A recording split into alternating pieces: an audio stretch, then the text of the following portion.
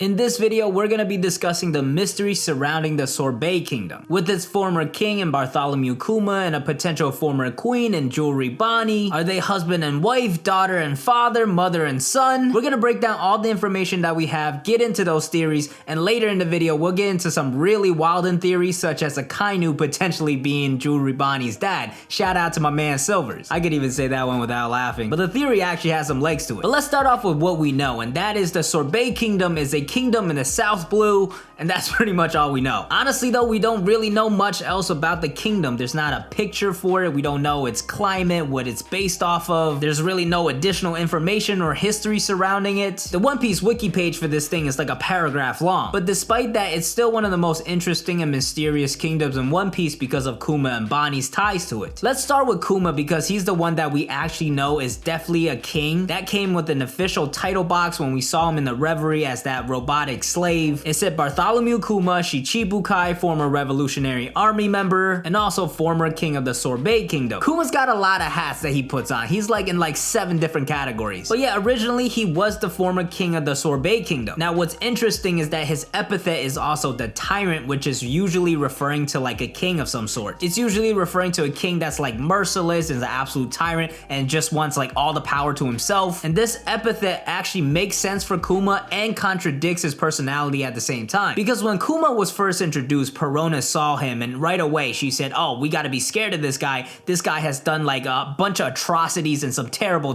things. So clearly Kuma has some history, at least as a pirate, for being very like tyrannical. But at the same time, we later find out that Kuma is a good person. He saved the Straw Hats multiple times, ended up protecting their ship during the time skip as well. And during the Reverie, as the revolutionaries are going to save him, Sabo actually says Kuma is a very gentle and kind person. So here we have some very contradicting things with Kuma. On one hand, he's referred to as a tyrant and he has this history of being like a terrible person and committing all these atrocities. On the other hand, we've seen that he's a very nice person and he saves people, and Sabo like gives him his approval for being a nice person. So from this point forward, we really have to speculate and theorize what exactly is going on here with Kuma. The obvious one would be maybe he's putting up this front as a tyrant and as like a terrible person when low-key he's still a revolutionary and a good person. A lot of people have also speculated that when he was a king of the Sorbet Kingdom, he was actually a tyrannical king. And then for some reason, he ended up like turning a new leaf and becoming good and then joining the revolutionaries. Now the next question is like, how exactly would you explain it? The obvious one would be maybe somehow Dragon like got involved and like turned his personality around. Maybe he was just a terrible king in the Sorbet Kingdom and revolutions were happening. Maybe Dragon shows up, helps the revolution, defeats Kuma, and then maybe instead of Kuma just suffering a loss and being defeated, he actually comes to a realization and is like, oh, I'm a terrible person, and turns a new leaf somehow. But I will say that's very cliche, and most people know you don't mature after one ass beating. It takes at least a few before you're like, oh, okay, I'm doing something wrong here. So Dragon being an influence on Kuma, I'm sure that had something to do with it. But another element that could come into play here is religion. Kuma is a character in One Piece that's very connected to religion. He's always holding that Bible. His name is also possibly inspired by Bartholomew the Apostle of Jesus. So maybe it was like a scenario of like Constantine, for those of you that know history. Like maybe in the middle of a war, Kuma was about to die and he sees up in the sky. He's like, oh, Jesus, what's going on? Oh, I'm actually a dickhead? Okay, I'll stop being a dickhead. I'm sorry. So maybe he found a new way that way, and then Dragon has some influence, and that's how he went from Kuma the Tyrant King to Kuma the nice revolutionary. But at the same time, his reputation as a pirate is still very notorious for being tyrannical. I'm guessing that's what Perona is talking about, unless somehow she knows like his history of being a tyrannical king in the Sorbet Kingdom. I do lean towards that as a pirate, at the very least he put up this front of being tyrannical, the same tyrannical king that he maybe was before. Because think about one of the best moments in One Piece when nothing happened.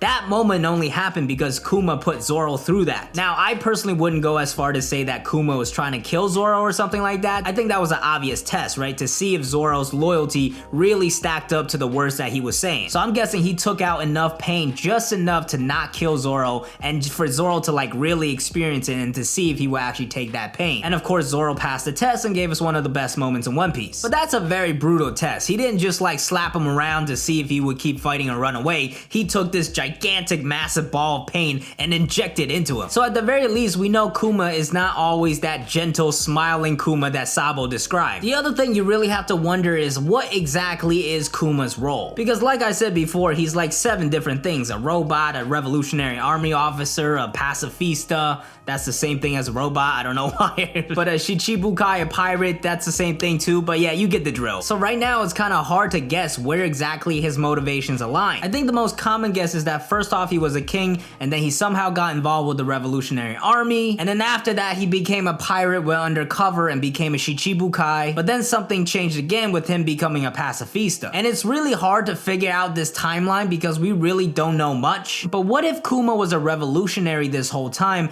and then he ended up going undercover as a pirate? I definitely do think he became a pirate with a mission from the Revolutionary Army, because when Ivankov sees him at Marineford, they don't really have a dialogue of like, Kuma, I can't believe you left, why did you leave and abandon us? Instead, Ivankov is more surprised, like he's turned into a full robot. So I think the fact that he became a pirate and a Shichibukai, that was a planned thing through the Revolutionary Army. So what reason would he have to go and seek a warlord position? Sure, and maybe to go and get closer to the world government and learn more information, but what's the number one thing that we've seen warlords do with their power? Take over kingdoms. Crocodile did it with Alabasta, Doflamingo did it with Dressrosa. What if the Sorbet Kingdom had something important, so Kuma went undercover, became a Shichibukai member, and used his power to take over the Sorbet Kingdom? Now, I'll admit to you guys right here, this came to me right now as I'm recording this video. My script is based on the idea that Kuma was a king before he joined the revolutionaries. So I'm kind of just thinking off the top of the dome right now, but this kind of makes sense as well. And it could tie into Bonnie as well, and we'll get into that a little later. But the main idea most people have, and it was the idea that I had as well originally, is that Kuma was a king and then he turned good, joined the Revolutionary Army, and then went undercover. But him being a revolutionary all along, going undercover, and then becoming the king, that could also work and would add a lot more to the Sorbet Kingdom. Maybe it's also the reason we haven't seen it at all. There could be some crazy resources involved there, and it would be classic Oda of making us think one thing and it's actually the other. But back to Kuma's mission as an undercover pirate,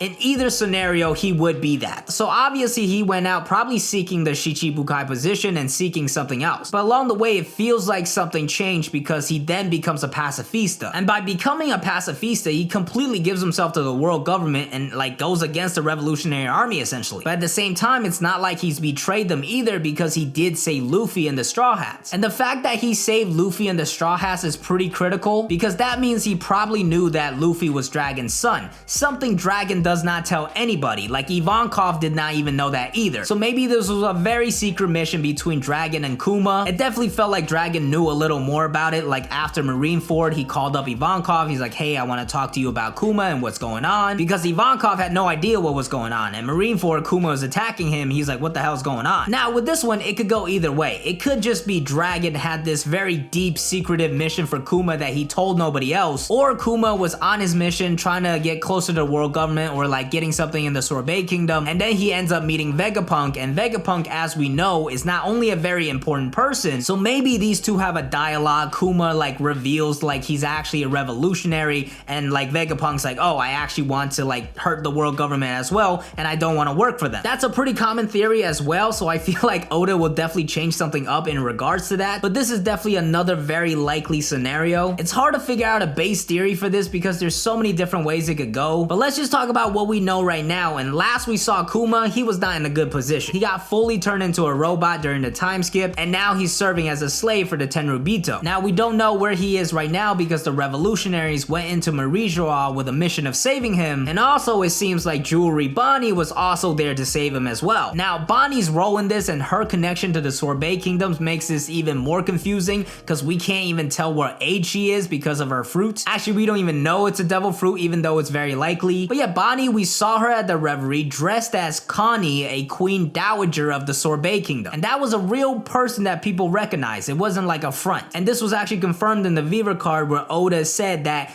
Bonnie in her old form looks a lot like Connie, and then he wouldn't really specify if they're the same person or like whatever, and then he wouldn't like specify if they're the same person, but it does seem like Connie is a real person one way or the other. But this Sorbet Kingdom connection with Bonnie and Kuma is incredibly interesting because when Bonnie sees Kuma next, she starts crying and says, you'll pay for this. And at first this was surprising to a lot of us. We didn't really expect these two to have some sort of connection, but then if you think back to it, during Marineford when Bonnie was on Bodhi looking at the screen and what was happening on the war, she actually starts crying, and we think that's something to do with Whitebeard. Maybe she was like an old lady and like a friend of Whitebeard in the past. But I think this is classic Oda misdirection, because during Marineford we also see the lineup of pacifistas. So if Bonnie and Kuma have a connection, she probably saw that and realized like what Kuma is going through and what they're doing to him, and that's probably why she cried. Like the Whitebeard thing, nothing else has really been backing it, and now we have this connection of Bonnie and Kuma. So what exactly is the connection of Bonnie and Kuma? I think the most popular one right now that a lot of people believe in is that Bonnie is actually Connie, and Connie is actually Kuma's mother and the former queen. And I believe the Return to the Reverie focused their story on this theory as well, but essentially this follows the theory of Kuma was a tyrannical king before he joined the revolutionaries, and like maybe he gets beat up by Dragon, or like he was exiled by Bonnie / Connie, and he goes out into the world, eventually matures and becomes a better person and joins the revolutionaries. But Bonnie doesn't know about that because she doesn't know about the revolutionaries. Another interesting thing to consider is that for some reason the world government did not know that Kuma was a revolutionary, so somehow this giant ass man holding a Bible was just never noticed. But yeah, continuing with this theory, the idea is that Kuma became a revolutionary and he became good, but Bonnie never knew, and then he goes undercover as a pirate and becomes a Shichibukai and starts doing like bad things probably, and then Bonnie sees it and is like, oh, my idiot son never got better, I gotta go out and be a pirate myself and then bring him back in somehow. That's definitely a possibility. We do know that Bonnie not really a pirate at the end of the day, she's kind of using it for like her ploy or like whatever her mission is, because she got caught by Blackbeard and handed into Akainu before the time skip, and she was able to later escape, but her crew, they got left there and they are still locked up. So for her, this pirate thing is definitely just a front. So her being Connie and then becoming a pirate and going after Kuma is definitely a real possibility. Now the other theory surrounding this is that these two were actually married, and that's because Connie is actually introduced as the Queen Dowager, and Dowager essentially means like a queen that inherited a deceased king's stuff or position and land and all that stuff. So maybe Kuma was the king and then he had to leave, so technically he didn't really die, but Bonnie / Connie still inherited his stuff. See, the weird thing here is age-wise, I just don't know how this really adds up. I know because of her fruit, we don't really know her actual age, and this was confirmed by Oda as well, where he revealed her age to be 22 before the time skip, 24 now, but he also noted that because of her fruit, we don't actually know her real age. But Connie is a real person and she's known as the Queen Dowager, so if we're going off of that, it would have meant Connie was married to Kuma. And listen, I'm not gonna judge Kuma for what he likes. If he likes a little tiny old lady, let him like a little tiny old lady. Maybe it's a case of like Connie was never able to be married off and then Kuma accepts her, and then it's like almost like a Princess and the Frog thing, and like she had this fruit all along and could turn into Jewelry Bonnie, just this bombshell of a girl. So that's definitely another way it could work, and maybe Kuma after meeting her becomes a better person, and then he goes out and joins the revolutionaries and she never really hears from him until he becomes a pirate, so then she needs to like find out what's going on and becomes a pirate herself and goes out. That could also be a possibility, but if we want to go to the timeline of